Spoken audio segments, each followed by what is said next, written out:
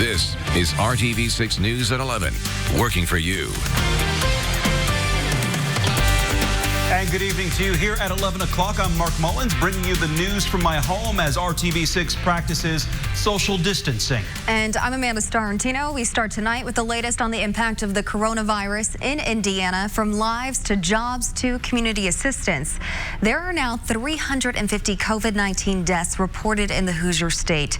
More than 8,200 people have tested positive for the virus. More than 44,000 people have been tested. State health officials now believe the surge in COVID-19 cases in Indiana will happen late this month into early May. The initial projection was mid to late April. The state health commissioner explained this change at today's daily briefing. The fact that these models are changing are specifically related to the effects of our social distancing and the success that Indiana has had, along with a lot of the other Great Lakes states. The change in the projected peak means the stay-at-home order will likely be extended past May 1st. Dr. Chris Bach says social distancing is still critical to prevent overwhelming the healthcare system. Tonight, a call from IU Health for those who have beat coronavirus to be part of a search for a vaccine. We've shared with you before that survivors are being asked to donate their plasma, which could be full of antibodies that can fight and control the virus. RTV6's Cornelius Hawker shows you what one doctor has to say about donation and the search for a solution.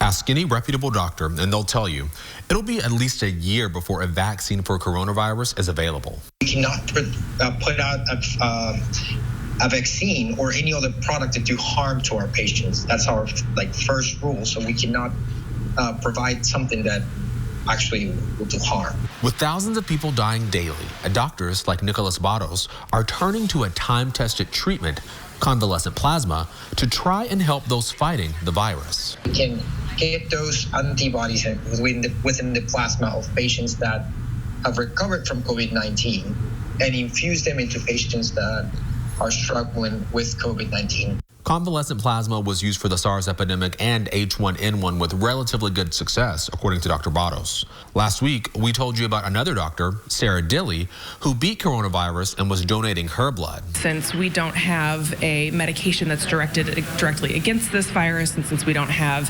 a vaccine yet, the antibodies from my plasma should be able to help another patient fight off the virus. That's what doctors across the country and world are hoping as they fight this virus, one like we've never seen before. And if this works, we can potentially save a life. Working for you, Cornelius Hawker, RTV6. And if you've beat COVID-19 and want to donate your blood, you can take an online screening to see if you're eligible to donate, plus all the necessary steps. You can find that information at theindychannel.com. RTV6's Hiring Hoosiers initiative is bringing you every aspect of how the pandemic is impacting jobs and economy. The Indiana Department of Workforce Development continues to make adjustments to better handle the historic surge of unemployment claims. The frequently asked questions page is being updated as necessary to help answer new concerns as they come up. And we know more about the dozens of jobs the department is adding. Nearly 100 positions are being added to expand the Workforce Development call center. Committed to the idea of making sure that people understand what's available to them and trying to provide them the level of service that they need at this critical time. Training is required for the new positions with Workforce Development, so the process is taking some time, especially since they are working remotely. Another state agency is also hiring. The Department of Transportation is hosting a virtual job fair at 10 a.m. on Thursday. More than 1,000 construction positions are available. Representatives will talk about what INDOT does, benefits, and how to apply. Many small businesses are turning to emergency loans during this time to keep its workers employed and to keep serving the community. RTV6's Cameron Riddle shows you how one South Side business is fighting to survive the impact of the coronavirus in Indiana. Grabbing a cup of coffee on the way to work used to be common, but with many of us now working from home, much of the coffee is coming from the kitchen. But the staff at Coffee and Pizza Junkies are working every day to keep up with the new normal. Honestly, here lately, business has actually picked up on the coffee side. We just installed our drive-through speaker to try and actually speed the service along itself because we saw the increase in volume on the coffee side of the business. The uncommon pairing of coffee and pizza has proved to do well, even during a pandemic. Owner Jason Julius says for some, what he's serving is indeed essential. We're essential comforts. I mean, so when they took it to essential businesses, it was okay, well, we're food and drink. It's been letting people know that we offer comfort food and drinks. And I have done a certain amount of advertising and social media just to let people know that we are in fact open. And there's been a huge response on the social media side for people being appreciative that we are actually still open. Julius says before coronavirus, 95% of his business was already coming from the drive-thru. Now that traffic has only increased, even forcing him to hire more workers. My payroll is through the roof because I've had to authorize a bunch of overtime to actually keep up with the demand. At Coffee and Pizza Junkies, espresso is a much-craved specialty. Much like stimulus checks and small business assistance is a much-needed jolt during this unexpected halt to the economy.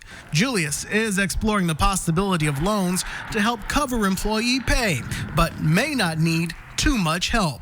In the long run, he's optimistic that the economy will come roaring back. This is like a tornado. Everybody is hunkering down, and you're not truly going to know the damage until you actually come out and see the damage. And there is going to be damage. I'm an eternal optimist.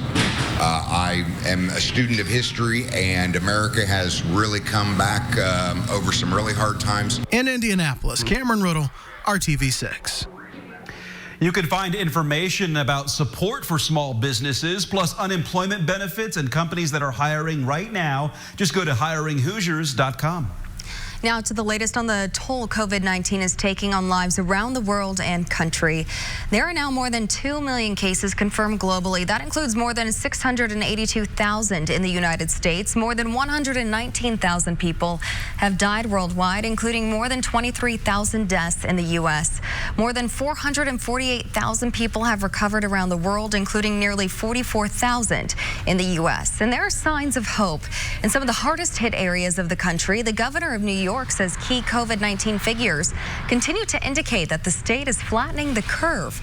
New York City has become the epicenter of the pandemic, but reopening things will be a challenge. The World Health Organization says lifting stay-at-home orders must be done cautiously. While COVID-19 accelerates very fast, it decelerates much more slowly. In other words, the way down is much slower than the way up. That means control measures must be lifted slowly and with control. It cannot happen all at once. However, not every state is flattening the curve. New hotspots are popping up around the U.S. The number of confirmed cases in Massachusetts spiked 21%. And Pennsylvania expects to surge this week after more than 2,800 new cases were reported Saturday. Social distancing restrictions are impacting schools, businesses, elections, and even the U.S. Census. President Trump addressed that issue at today's White House news briefing. During this difficult time, we're also working to ensure that the 2020 census is completed safely and accurately. We may be asking for an extension because obviously they can't be doing very much right now. They wouldn't even be allowed to do it. So the census, we're going to be asking for a delay, a major delay. I think how can you possibly be knocking on doors for a long period of time now? The census is conducted once every 10 years and helps determine representation in Congress and funding for schools, roads, and other public services. You can fill out the form by mail or online, but a key part of the census has always been workers in the field going door to door. Joe Biden is officially the winner of Wisconsin's controversial Democratic primary. The results come nearly a week after the state held in-person voting, prompting backlash. The former vice president is on a clear path to win the Democratic presidential nomination.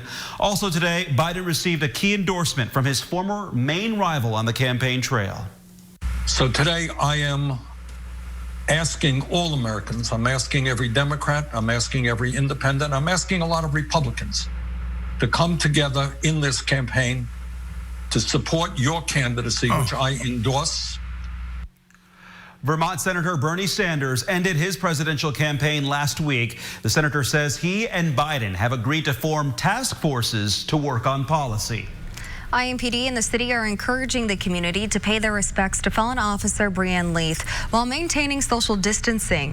Her patrol car is now parked in front of East District headquarters on Shadeland Avenue near East Washington Street. You can drive by to honor Officer Leith's service, but are asked to stay in your car. Funeral services are set for Thursday, but they are not open to the public due to the pandemic. And tonight we know what led up to the shooting that killed Officer Leith and wounded another woman. According to court documents, the suspect told officers he thought someone was trying to kill him when he fired shots through an apartment door. Police were called to the apartment on Edinburgh Square Thursday afternoon on a domestic violence report. Elias Dorsey faces murder and attempted murder charges. The coronavirus crisis is impacting caregivers in many different ways, including those who do not get paid. Next, new support for people who are caring for someone living with Alzheimer's. The level of creativity is pretty high. I don't know if we're quite to Apollo 13 level yet. And while IndyCar waits for its season to open, teams are putting their equipment to good use. How machines meant to help cars on the track are helping in the fight against COVID-19. Kevin? And we're dry tonight and tomorrow, but look what's in the forecast. We'll talk about the timing of some snow and the weekend changes coming up. Working for you. This is RTV6 News at 11. Working for you. RTV6 is highlighting the way Hoosiers are working together during this difficult time. The COVID-19 pandemic is presenting unique challenges for the more than 100,000 Hoosiers living with Alzheimer's and the people who care for them. Just in the state alone, more than 340,000 caregivers provide unpaid care to people with dementia, and the coronavirus pandemic has limited their resources. The Alzheimer's Association Greater Indiana chapter is stepping up and offering support. Alzheimer's caregivers can participate in free virtual programs and caregiver support groups. There is also a 24/7 hotline for caregivers with additional guidance for families online. While we are socially isolated, the Alzheimer's Association continues to be here to help people with Alzheimer's or dementia and their caregivers. We have these resources available to people, and we want caregivers to know that they're not alone. They can take advantage of these things, and that, you know, help might look a little bit different than it did before, but there's still help for them. It can just feel kind of daunting, and we want to make sure that people know we're here for them. Natalie Sutton, the executive director of the Alzheimer's Association Greater Indiana chapter, has these tips for caregivers and families. Set a routine and stick to it. Build in new ideas and technology to make it comfortable for the person living with dementia. Put reminders in place to stay inside and practice good hygiene like hand washing, since their loved one might not understand the current pandemic. For a complete list of upcoming programs and support groups as well as support resources, check out alz.org. A fund created to help local musicians during the pandemic has already surpassed its $50,000 goal. We told you about the Indie Musicians Relief Fund last week. Today, organizers announced the GoFundMe has raised more than $54,000. They say the money will help performers who are dealing with a direct loss of income due to canceled or rescheduled performances. People working on the front lines of the pandemic are getting some high-speed help from organizers who live up to the name. RTV6 sports director Dave First explains in the Sports Extra Spotlight. Whether it's on the track or in the pits, IndyCar moves fast. Ideas here, innovation out there. And even when things do slow down, like they have inside Andretti Autosport, the minds are still working. Michael, how did all of this begin? You know, when all these problems were coming up, you know, we had a meeting with the team, and I challenged everybody to figure out what we could do. And so actually my daughter got a hold of Stratasys. Stratasys is a 3D printer used to make plastic replicas of parts, but these days it's now making visors to help put together over 120,000 masks for first responders to use. You know, this is something that we've never experienced, so we get our minds together and we say, okay, how are we going to get out of this? Meanwhile, just down the road at Chip Ganassi Racing, the machines are also working around the clock after calls were made to the Indiana Economic Development Corporation and more. When you put a bunch of race engineers together, just Katie bar the doors. We just pretty much carpet bombed everybody we could, including the IEDC, for ideas and avenues where we could help. and tried to play to everybody's strengths and leverage all the connections we could. In addition to masks, they're also fabricating intubation hoods to keep doctors and nurses safe at IU Health. And by the way, doing so with social distancing, not needing any staff on hand. Chip Ganowski was extremely supportive of all of our efforts, and all of our partners, Husky Chocolate, NTT, PNC, have all been super supportive and super interested in what we've been doing. Andretti and Ganassi joined Penske and McLaren, among others, in this unified effort. Someday, IndyCar will be back to racing, and it can't come soon enough. But for now, the needs are pressing. The racing community comes together unlike any other, doesn't it? Absolutely. You know, we're going to come out of this a stronger team, and we're probably going to come out of a stronger series and a stronger nation. Yeah, the level of creativity is pretty high. I don't know if we're quite to Apollo 13 level yet, but I don't know, maybe I'll watch that movie tonight. No question, the inspiration is there. Day first, RTV6 Sports. And great to see, Dave. Thank you. If you know of any organizations, businesses, or people who are working together during the pandemic, we want to know. Share the positive efforts by emailing us at workingforyou@rtv6.com. And people across the South are now dealing with COVID-19 and damage caused by severe weather. At least 30 people died and hundreds of thousands do not have power after violent storms swept through last night and early this morning. Alabama, Georgia, Louisiana, and Mississippi all declared a state of emergency. The storms included several powerful tornadoes, flash flooding, and large hail. Kevin. And Amanda, I can take you back here about 36 hours and you see the storms from almost Texas to the Carolinas. These are all the tornado reports. I can say tonight it's calm as that colder air has sagged all the way to the south, so the Gulf Coast states getting a break from any severe weather. For us, there's your headline. Freeze warning until 9 a.m. We've got 5 mornings in a row where temperatures will be in the 30s. Snow possible Wednesday, more on that in a second, and then some accumulating snow possible in the northern portion of the state as we get to Friday.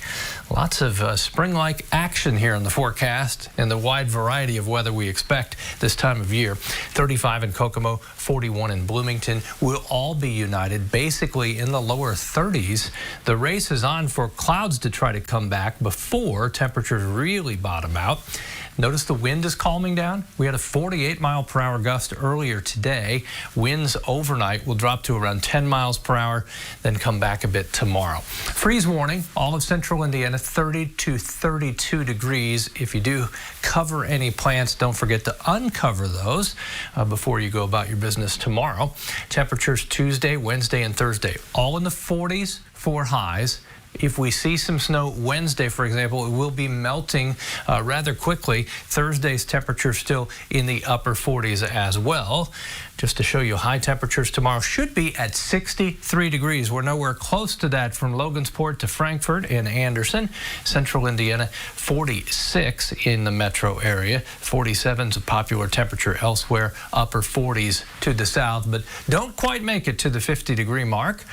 Let's look at Wednesday morning. See the blues along I-65 and I-74 northwest of Indianapolis. That's from 7 to about 10 a.m. There are snow and snow showers, northern half of the state mainly, that will mix with and change to rain showers at times through the afternoon hours on Wednesday. Temperatures will be stuck, though. They really won't go anywhere. There's your Wednesday.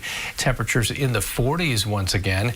And as you look at Thursday and Friday, cold enough that we may see some snow once again Friday with a little better chance for some accumulating snow, especially over the northern third of the state. Warmth, are you looking for it?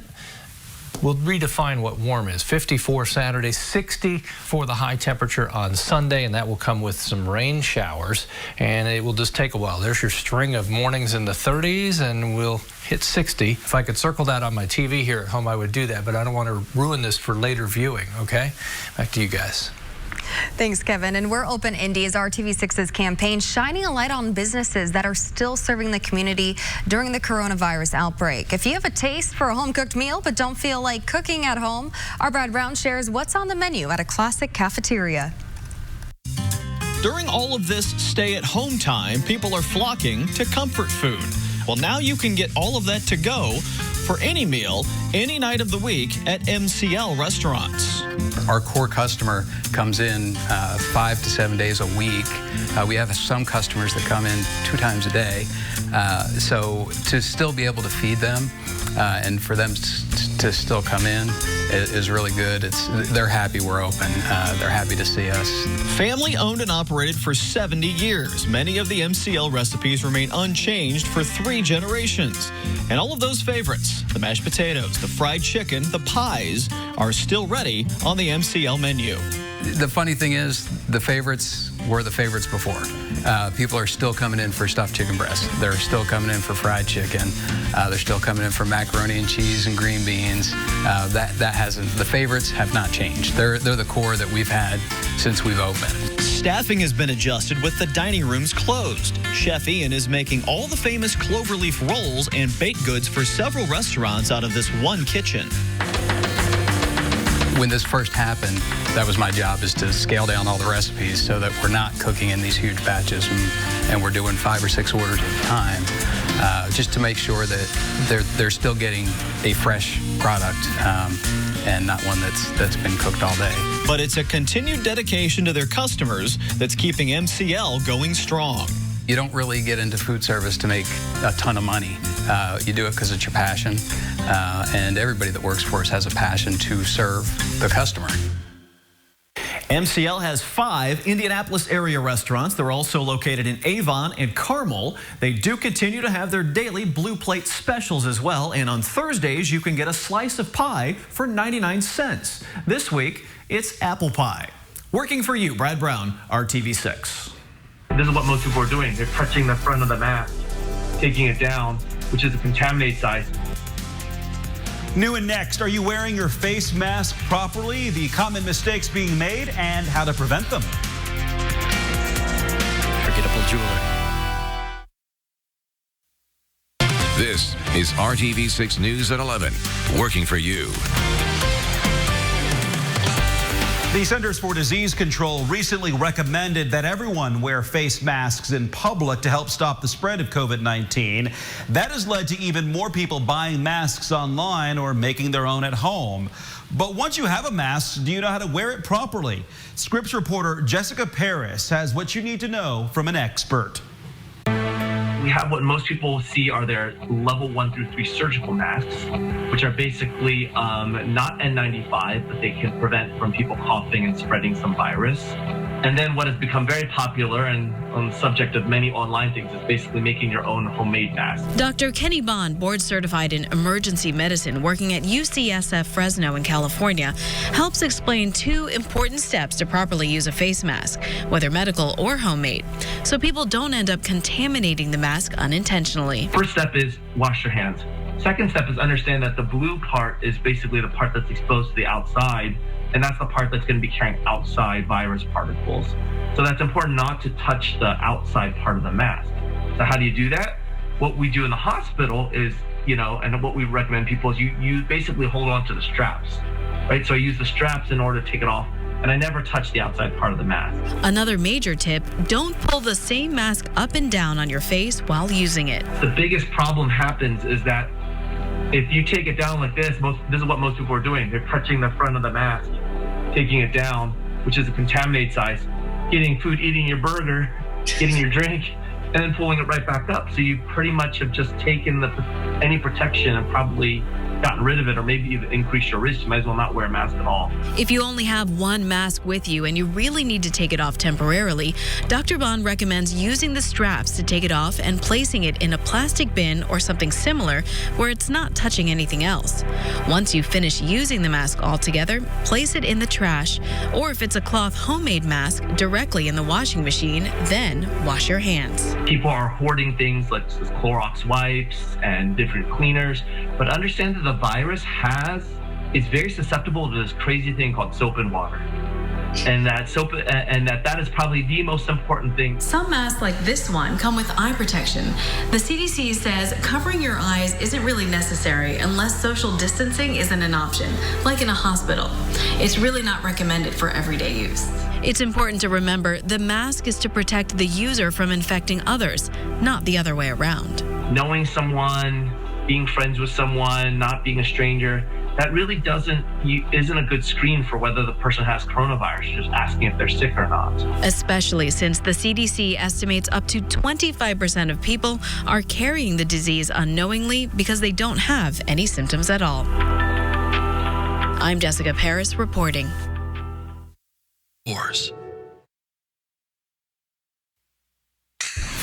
You can find everything you need to know about the COVID-19 pandemic anytime on our website, theindychannel.com/coronavirus.